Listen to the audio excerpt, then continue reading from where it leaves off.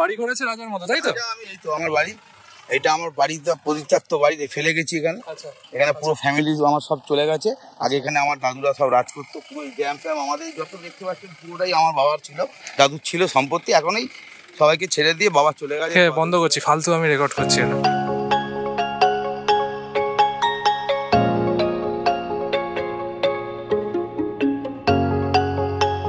নমস্কার বন্ধুরা, সো আমরা এখন বেরিয়ে পড়েছি। আমাদের ট্রিপটা একটু প্ল্যান চেঞ্জ হয়ে গেছে।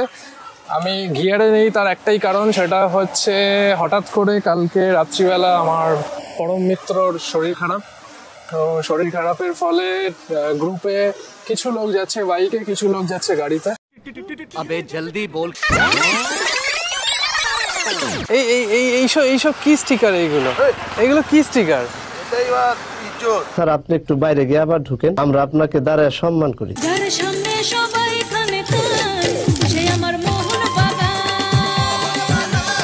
খিস্তি পাচ্ছে, ভিডিওতে খিস্তি পাচ্ছে। তো এখান থেকে হচ্ছে টোটাল কিলোমিটার হচ্ছে 255-265 এর মতো। অ্যাকচুয়ালি বাইকে 4 ঘন্টা 4.5 ঘন্টা লাগা উচিত। যদি তুমি ব্রেকফাস্ট করো, দাঁড়িয়ে যাও, তাহলে একটু টাইম লাগবে। তো ওখানে আমরা যে রিসর্টটা বুক করেছি সেটা হচ্ছে লুলুং অরণ্য নিবাস। এখান থেকে 4-4.5 ঘন্টার মধ্যে আমরা পৌঁছে যাব। আর ওখানে আর রাস্তায় তো ভিডিও করবোই, তাহলে দেখতে থাকুন।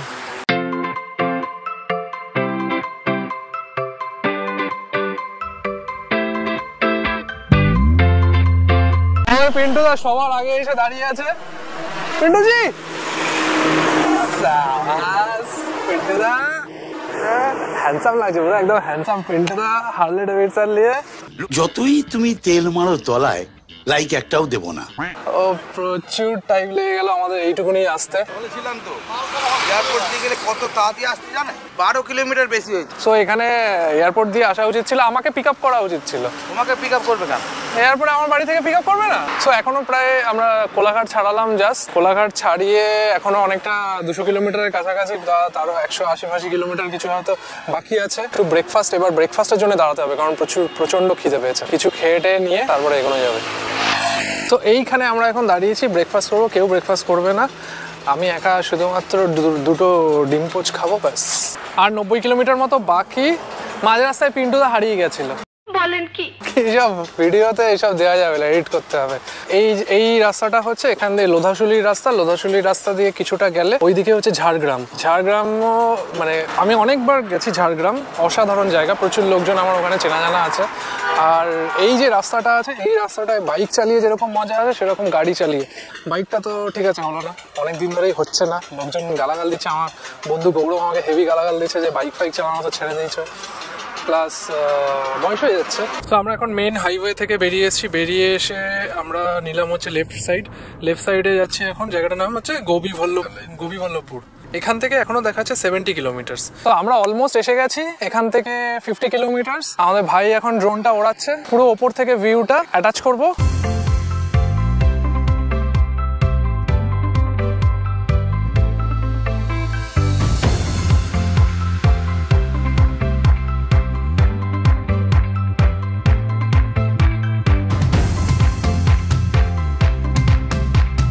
আর 700 মিটার প্রবাবলি এখানে আমাদেরকে এন্ট্রি করতে হবে। সো আমরা ওই দিক দিয়ে আসছিলাম, ওই দিক দিয়ে এসে এখানে সোজা চলে গেছিলাম। যাওয়ার আগে আমি এই সাইনটা দেখলাম, কিন্তু এদিকে হঠাৎ করে দেখাচ্ছে কেন, আমরা ভেবেছি ওই দিকে। তো সোজা চলে গেছি, সোজা গিয়েও যাওয়া যায়। ওইখানে যে পুলটা আছে সেই পুলটা ভেঙে গেছে, তাই যার ফলে এই যে রাস্তাটা আছে এই দিকে যেতে হবে। জাস্ট এক্সেলেন্ট দেখতে লাগছে, কি অসাধারণ জায়গা।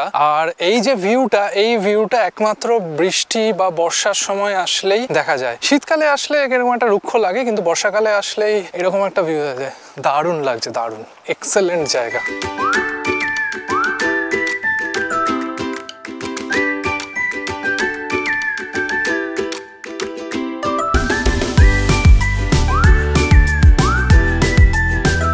তো আমরা জাস্ট এই মাত্র এসে পৌঁছালাম লুলুং অরণ্য নিবাসে।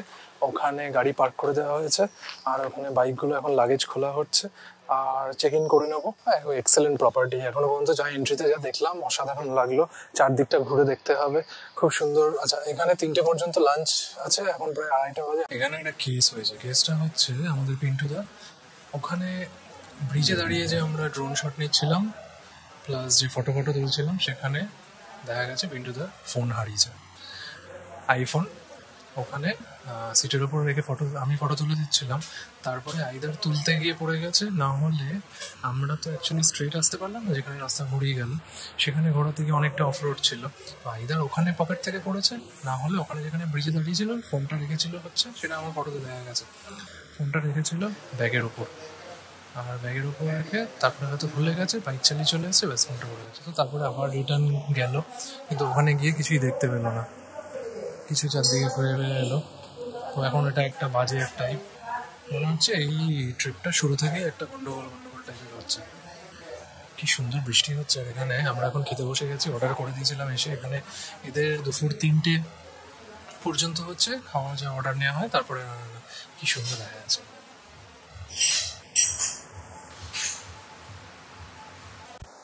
তো আমরা চিকেন বলেছিলাম, 2 প্লেট চিকেন আর 1 প্লেট মাছের কারি, চিকেন কারি, আর হচ্ছে রাইসের সাথে ডাল দিয়ে নেওয়া হয়েছে, আর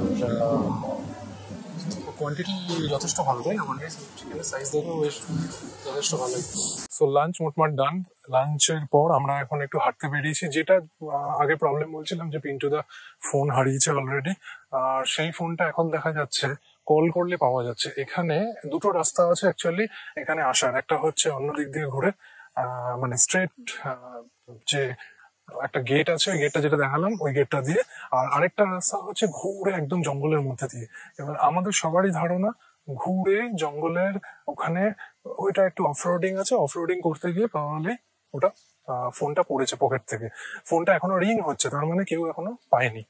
তো ওরা গেছে আবার বাইক নিয়ে বেরিয়েছে খুঁজতে, দেখা যাক যদি পাওয়া যায়।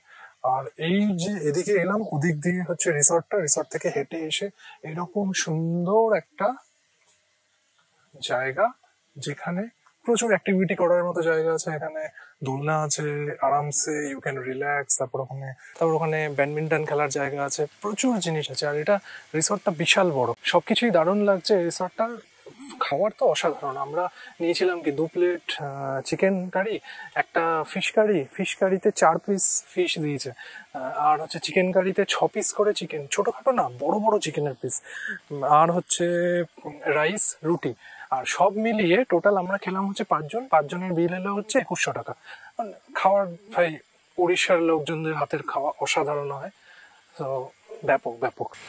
আর এইটা হচ্ছে আরেক কটেজটা, এটা পার ডে থাকার জন্য হচ্ছে 32,000 কাছাকাছি। কি সুন্দর জায়গাটা দেখুন, এখানে এটা পুরো একদম আলাদা। কেউ যদি ফুল কটেজ নিতে চায় এখানে এরকম কটেজ পাওয়া যাবে। এখানে ফ্যামিলি নিয়ে এসে আরামসে 2 BHK আছে, এদের ওয়েবসাইটে সবকিছু দেওয়া আছে। আর জায়গাটা জাস্ট দেখাচ্ছি, ওইদিকে পিছনে যেরকম হচ্ছে কটেজটা আছে, সানসেট কটেজ না কি বলে, আর এইদিকে হচ্ছে এইগুলো হচ্ছে মিডোস। এইগুলো অ্যাকচুয়ালি আমরা বুক করেছিলাম, কিন্তু ওরা আমাদেরকে আপগ্রেড করে যে রুমটা দিয়েছে, রুম ট্যুর তো করবো। সো এটা হচ্ছে মিডোসটা, এইটা আমরা স্টার্টিংয়ে বুক করেছিলাম, ওরা আপগ্রেড করে আমাদেরকে রিভার ভিউ করে দিয়েছে। এটা খুব সুন্দর। না, ওটার রেন্ট তো বেশি, তাহলে ওটার রেন্ট বেশি, সেটা তাহলে তোমাকে তো এক্সট্রা চার্জ দিতে হবে। ওরা তো আপগ্রেড বলছে না, মানে ধরো তুমি ফ্লাইটে যাচ্ছ, ফ্লাইটে তোমাকে নর্মাল ক্লাস থেকে বিজনেস ক্লাস করে দিল। এবার যখন তোমার নর্মাল ক্লাস থেকে বিজনেস ক্লাস হয়, তো সেটা পয়সাটা ওরা নেয় না, ওরা তোমাকে সার্ভিসটা দিচ্ছে, আপগ্রেড করে দিচ্ছে ওদের, মানে তুমি খুশি হয়ে যাচ্ছ, পয়সা এক্সট্রা কেন দিতে যাবো, মানে আমি তো এটাই নেবো তাহলে, তাই না, কনসেপ্ট হিসাবে। না, খাবারের চিকেন খাবার অসাধারণ ছিল কিন্তু।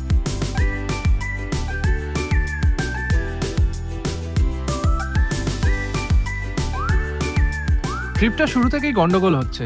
প্রথমে অভিরূপের শরীর খারাপ, তারপর আমাদের পিন্টুদার এই মোবাইল হারানো, আর এরপরে কি হলো সেটা যদি আপনি জানতে চান তাহলে আমাদের নেক্সট ভিডিওর জন্য অপেক্ষা করুন। আর আমাদের এই জার্নি যদি ভালো লেগে থাকে তাহলে চ্যানেলটাকে করে নিন সাবস্ক্রাইব নেক্সট ভিডিও দেখার জন্য। এই জামাইটা দেখুন, এই জামাইটা আমার সব কিছুই দিয়ে নিয়েছে।